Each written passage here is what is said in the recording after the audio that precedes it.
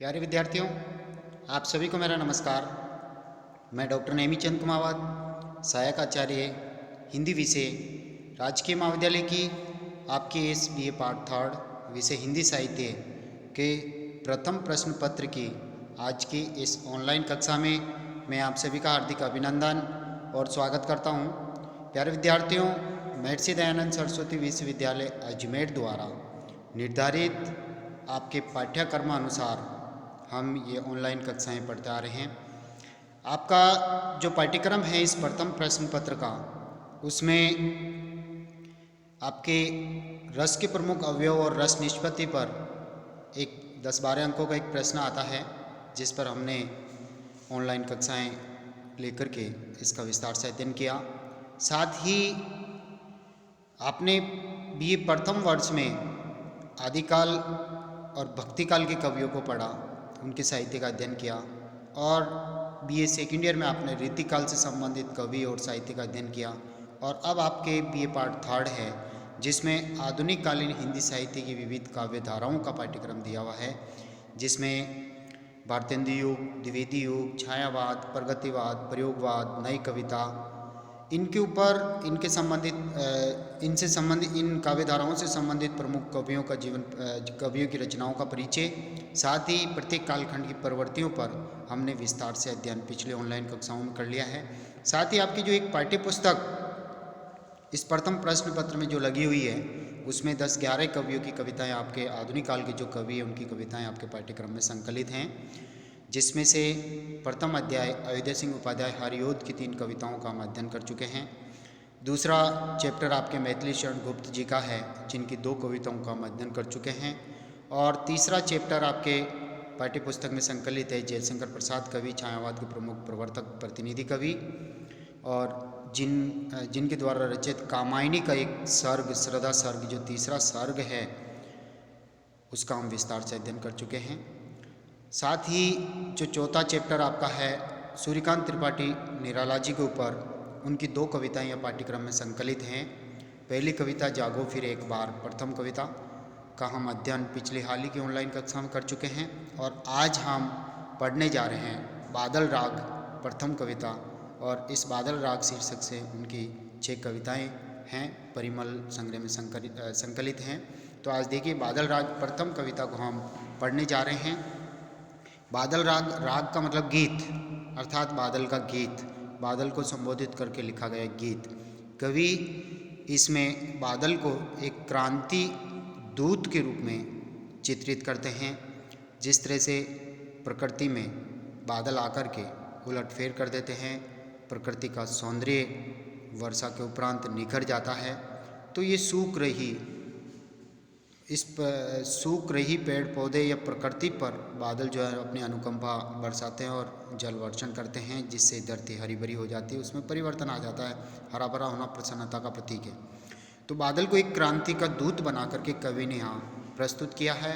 और वैसे सूर्यकांत त्रिपाठी निराला ने इसमें जो शोषक और शोषित 2 वर्ग हैं, जो शोषित वर्ग सदैव दीनहीन जीवन जीता आ रहा है और उसका शोषण होता आ रहा है शोषक वर्ग के द्वारा, तो इसमें शोषित वर्ग को जगाने का प्रयास किया है, उनमें नव जागरण का प्रयास यहाँ इस कविता में वो करते हैं कि शोषित वर्गों के जीवन में बदलाव ला, परिवर्तन ला, किसान वर्ग, मजदूर वर्ग, दलित, निम्न वर्ग जो फुटपाथों पर सोते हैं, हे बादल तू उनके जीवन में सरसता का संचार कर दे, पूंजीपतियों के खिलाफ उनको तू खड़ा कर दे, तू क्रांति यानी उलट फेर ला दे, उनके मन मस्तिष्क और हृदय के विचारों भावनाओं में तुम बदलाव कर दे। तो देखिए, झूम झूम मृदु गरज गरज घन घोर, झूम झूम कर, कहने का तात्पर्य तू नाच दे गाते आ, हे बादल झूम झूम कर लगातार घनघोर घटाओं के रूप में मधुरता के साथ गरज गरज, गरजना यानी औजमय रूप दिखाते हुए, घनघोर यानी भयंकर घटाओं के रूप में तुम आकाश मार्ग में छा जाओ। राग अमर, अर्थात हे अमर राग के गायक, अर्थात तुम्हारी ध्वनि अमर रहने वाली है। अंबर में भर निज रोर, निज यानी अपनी, रोर यानी गर्जना, तू पूरे आकाश में अपनी गर्जना कर, अर्थात आकाश को अपनी गर्जना से गुंजायमान कर कि मैं अब आ गया हूँ, अर्थात मैंने अब प्रकृति में दस्तक दे दी है। तो एक तरह से परिवर्तन का संकेत लेकर के आने वाला ये बादल है, क्रांति दूत है, क्रांति का दूत है। झर झर झर निर्झर गिरी सर में, अर्थात तू लगातार अपने जल वर्षण की पहले घनघोर घटाओं के रूप में छा जा, गर्जना कर, इस पृथ्वी तल के सभी प्राणियों को अपने आने का संकेत दे। क्रांति दूत के रूप में तू आ, बदलाव के रूप में तू आ, और फिर लगातार जड़ी लगा दे, लगातार जल वर्षण कर। निर्झर झरने के रूप में तू प्रवाहित हो। गिरी पर्वतों के रूप में तू जल वर्षण कर, पर्वतों के ऊपर, शिखाओं पर, चोटी पे, सर यानी तालाब में तू बरस। घर प्रत्येक प्राणी के घर में यानी हृदय में तू बदलाव ला, सरसता का संचार कर। मरु यानी मरुस्थल प्रदेश में तू बरस। तरु मरमर यानी तरु यानी पेड़ पौधे जो सूख गए हैं, शुष्क पत्तों पर तू तड़तड़ाहट की ध्वनि के साथ लगातार जड़ी लगा दे। सागर में तू जल वर्षण कर, अर्थात निरंतर जल वर्षण करो ताकि वह वर्षा का जल बह करके सागर तक जा कर के मिल जाए। सरित नदियों में वह जल तेरा प्रवाहित होए। तड़ित तालाब में तालाब जा कर के भर जाए। गति चकित पवन में, अर्थात गति चकित यानी तड़ित गति अर्थात बिजली की गति की भांति तालाबों में, नदियों में, सागर में, मरुस्थल में तेरा जल प्रवाहित होवे। पर्वतों से झरनों के रूप में तेरा जल प्रवाहित होवे। पवन में हवा में शीतलता घोल दे। मन में आने का तात्पर्य जिस तरह से प्रकृति में सरसता का जब संचार होगा और मनुष्य जब अपने हृदय की भावनाओं से उस प्रकृति के सौंदर्य को जब निहारेगा तो एक तरह से उसके मन में भी सरसता की वर्षा होगी, मन सरस हो जाएगा। विजन गहन कानन में, विजन या निर्जन एकांत स्थान में तू अपने जल वर्षण से सरसता का संचार कर दे। गहन कानन घने जंगलों में तू बरस, जो सूख रहे हैं उनमें तू उलट फेर कर दे, परिवर्तन ला दे। आनन आनन में, आनन आनन का तात्पर्य प्रत्येक मुख पर तू बरस, कहने का तात्पर्य हे क्रांति दूत, हे बादल तू जल्दी से आ। जिस तरह से क्रांति आती है तो उलट फेर होता है, उससे कोई नहीं बचता, उसी तरह से ये बादल तू आएगा तो प्रत्येक प्राणी के मुख खिल जाएंगे। रव घोर कठोर, रव यानी आवाज, भयंकर कठोर गर्जना का स्वर तू पूरे आकाश में भर दे, इस सृष्टि के प्रत्येक प्राणी में भर दे, उनमें सरसता का संचार कर दे। राग अमर अंबर में भर निज रोर, अर्थात तेरी गर्जना, तेरी ध्वनि, तेरा राग, ओजस्वी गीत, क्रांति का गीत, उलटफेर का गीत अमर रहने वाला है।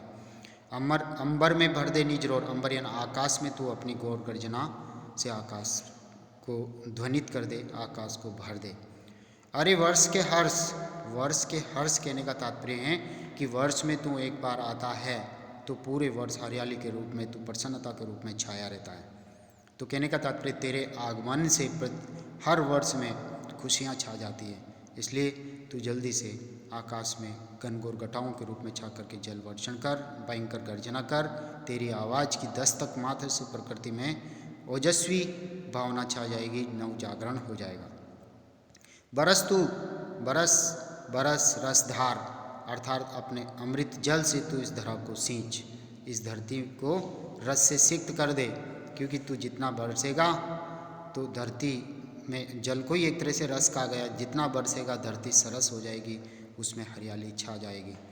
पार ले चल तू मुझको, अर्थात कवि यहाँ कह रहे हैं कि हे बादल तू मुझे भी उस पार ले चल जहाँ तेरी दुनिया है, जहाँ से तू जल लेकर के आता है, तू मुझे भी वहाँ लेकर के चल, तेरा वह लोक वह दृश्य मुझे दिखा, बहा दिखा मुझे भी निज गर्जन भैरव संसार, अर्थात तू इस जल इतना जल बरसाए कि उस बहाव में मैं भी बहता चलूँ और तेरे साथ चल कर के तेरी उस दुनिया को मैं देखूँ जहाँ से तू जल वर्षण लेकर के आता है, जहाँ से इतने ओजस्वी भाव और जन जागरण का संदेश लेकर के आता है।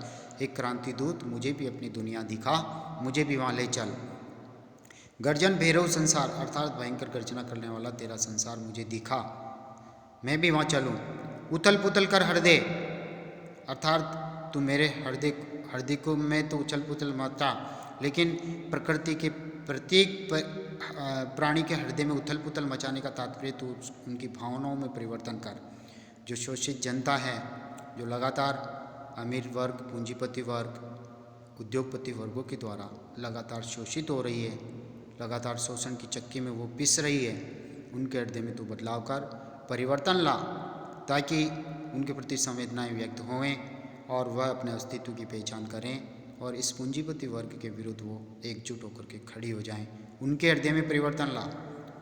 परिवर्तन के प्रति उनको सचेत कर, नव जागरण का संदेश प्रसारित कर, मचा हलचल, अर्थात प्रत्येक हृदय में तू हलचल मचा दे। पहले प्रकृति में सरसता का संचार कर जल वर्षण से, और जब जल वर्षण हो जाएगी तो किसान, मजदूर, सभी व्यक्तियों के, प्राणियों के हृदय में परिवर्तन आ जाएगा, सरसता का संचार हो जाएगा। प्रकृति सरस होगी तो सभी किसानों के चेहरे भी खिल उठेंगे, अर्थात उनमें हलचल मचा दे, उनमें परिवर्तन कर दे। हताश, निराश इस जनता को, प्रकृति पर रह रही इस जनता को तू प्रफुल्लित कर दे, प्रसन्नचित कर दे। मचा हलचल, चल रे चल मेरे पागल बादल। पागल बादल यानी कहने का तात्पर्य जब बादलों का आगमन होता है तो उन्हें पागल कहने का तात्पर्य ये है कि जिन्हें होश आवास नहीं रहता।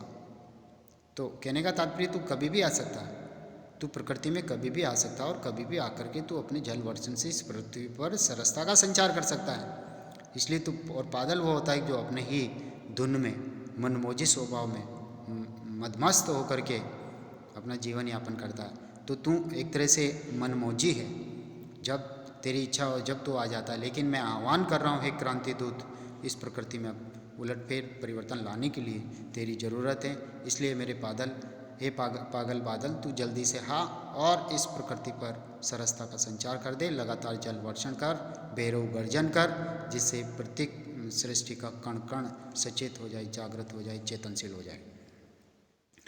धंसता दलदल, हंसता है नद खलखल। और अब कवि के आह्वान को सुनकर के बादलों का आगमन प्रकृति में होता है, घनघोर घटाओं के रूप में वो छाते हैं, वर्षा की जड़ी वो लगाते हैं और प्रकृति पर हरियाली छा जाती है। बदलाव यानी परिणाम, वर्षा होने के उपरांत परिणाम सामने नजर आता है। तो धंसता दलदल यानी इतना पानी बरस जाता है, धरती दलदली हो जाती है, यानी जहाँ पाँव रखते हैं वो मिट्टी में गड़ने लगता है। हंसता है नद खलखल, और नद या नदी, नाले, तालाब, वह उसमें भी वह जल हंसता है, यानी बादलों के रूप में बादल बरस करके पृथ्वी तल पर आते हैं और वो नदियों तालाबों में उनका जल भरता है और हिलोरे ले रहा है। जैसे सागर में लहरें उठती है, नदी में लहरें उठती है, तालाब में तरंगे उठती है। तो कहने का तात्पर्य ऐसा लगता है कि वह जल प्रसन्नचित होकर के हंस रहा है, और उसके हंसने का संकेत है कि सृष्टि का प्रत्येक प्राणी जो शोषित वर्ग है उनमें परिवर्तन हो गया है, वो हंस रहा है, उनके हृदय की भावनाएं सरस हो गई है। नद खलखल, खलखल की ध्वनि के साथ में नदी प्रवाहित होती है। बहता कहता कल कल कुल कुल कल कल कल कल, यानी कहने का तात्पर्य जब जल प्रवाहित होता है, वर्षा का जल, तो मनमोहक प्राकृतिक दृश्य, हमारे मनोरम दृश्य सामने आता है, और जल कल कल छुल छुल की ध्वनि के साथ में प्रवाहित होता है, यानी प्रत्येक प्राणी तक उसके आहट पहुंचती है और प्रत्येक मनुष्य उसको देख करके उसका हृदय सरसता से सिक्त हो जाता है। देख देख नाचता हृदय, और तुम्हारे इस मनमोहक इस जल को देख करके, प्रकृति पर इस छाई हुई सरसता हरियाली को देख करके, नदी नाले तालाब आदि के भरे हुए दृश्य को देख करके सभी एक तरह से पिकनिक जैसा आनंद उठाते हैं। तेरे हे वर्षा के जल, हे बादल, तेरे जल में सब नहाते हैं और तरोताज़ा हो जाते हैं, और उनकी भावनाओं में परिवर्तन हो जाता है, उनके दुख और दर्द कष्ट हो जाते हैं। धरती जो बिना जल के सूखी जा रही थी, अत्यंत प्यासी थी, इसके ऊपर हे बादल तूने कृपा दृष्टि की और इस पृथ्वी की प्यास बुझी, पृथ्वी पर रहने वाले प्राणियों की प्यास बुझी और उनके जीवन में सरसता का संचार हुआ, फसलें अच्छी होगी। तो हे बादल, तू रस के रूप में लगातार इसी तरह से बरसता रहे। तुझे देख देख करके सभी प्राणियों के हृदय नाचते हैं, एक तरह से प्रसन्नचित हो जाते हैं, चेहरे खिल जाते हैं। बहने को महाविकल बेकल, कहने का तात्पर्य कवि यहाँ कह रहे हैं कि हे बादल, तेरे जल में मैं भी बहने के लिए बहुत व्याकुल हो रहा हूँ, बहुत बेचैन हो रहा हूँ। तो जल्दी से अपने जल के प्रवाह को बहा, उसमें मैं भी मेरे व्याकुल हृदय को शांति दे सकूँ। बेकल का तात्पर्य बेचैन होना, मेरा हृदय बेचैन हो रहा है, अत्यंत मतलब एक तरह से जल में बहने के लिए व्याकुल हैं। तो मेरे हृदय में भी जल का प्रवाह तू कर दे, इस मरोड़ से, इसी शोर से, इसी मरोड़ से यानी इसी घुमाव से, यानी तू एक तरह से घुमाव का तात्पर्य परिवर्तन, तू प्रकृति में शीघ्र परिवर्तन ला दे, और ऐसे ही शोरगुल के रूप में तू लगातार पृथ्वी तल पर आ जा, और तेरी क्रांति की आवाज़ को सुन करके शोषित वर्गों में जन जागरण, जन चेतना आ जाएगी। सघन घोर गुरु गहन रोर से, मुझे गगन का दिखा सघन वह छोर, राग अमर अंबर में भर निज रोर। तो ये निराला रचनावली से परिमल काव्य संग्रह में संकलित ये कविता है। तो अंतिम पंक्तियाँ देखिए। सघन घोर अर्थात घनेपन रूप में, भयंकर गुरु यानी गंभीर, बड़ी तीव्र आवाज में, तीव्र आवाज से तू प्रत्येक एक तरह से आकाश मंडल को गुंजायमान कर दें और तेरी आवाज़ मात्र को सुनकर के प्रत्येक प्राणी के हृदय खिल जाएंगे, मन प्रसन्न हो जाएगा, चेहरे खिल उठेंगे, सरसता का संचार होगा और धरती पर हरियाली छा जाएगी और प्रत्येक प्राणी उसमें झूम उठेगा। मुझे गगन का दिखा सघन व छोर, अर्थात हे बादल मुझे भी वे दिखा दे, हे क्रांति दूत, जहाँ से तू उलटफेर और परिवर्तन करने का ये जल लेकर के आता है, मुझे भी वह तेरी अनूठी दुनिया दिखा। मैं भी बहुत जिज्ञासु हूँ तेरी उस दुनिया को देखने के लिए, लालायित हूँ, मुझे जल्दी से दिखा। तो मुझे गगन का दिखा सघन में चोर, राग अमर अंबर में भरनी जरोर, अर्थात तेरी अमर राग क्रांति की आवाज़ पूरे आकाश में तो गुंजायमान कर दें और वह आवाज़ पृथ्वी तल पर पहुँचेगी तो यहाँ के सभी शोषित प्राणी जागृत होंगे, सचेत होंगे, उनमें भी परिवर्तन आएगा, उनमें भी उलटफेर, उनके प्रत्येक हृदय में, मन मस्तिष्क में तो उलटफेर कर दे, ताकि ये पूंजीपति वर्ग जो है मनमाना अत्याचार कर रहे हैं और उन अत्याचारों से, उन बेकारी की प्रथा से ये सारे शोषित वर्ग दुखी हैं। तो इस पृथ्वी तल पर रहने वाले प्रत्येक दुखी प्राणी के ऊपर तो जल की वर्षा कर, प्रकृति में सरसता का संचार कर, ताकि ये सभी सरस हो जाए। तो प्यारे विद्यार्थियों, ये निराला रचनावली से ली हुई कविता थी। सूर्यकांत त्रिपाठी निराला की 2 कविताएं, जागो फिर एक बार प्रथम कविता और बादल राग प्रथम कविता, इन दोनों का हम अध्ययन कर चुके हैं। और अगला जो चैप्टर होगा आपका वो होगा सुमित्रानंदन पंत जी पर, उनकी 2 कविताएं, एक तो नौका विहार और परिवर्तन कविता, जो बहुत लंबी कविता हैं, इनका हम अगली ऑनलाइन कक्षाओं से अध्ययन करेंगे। तब तक के लिए धन्यवाद।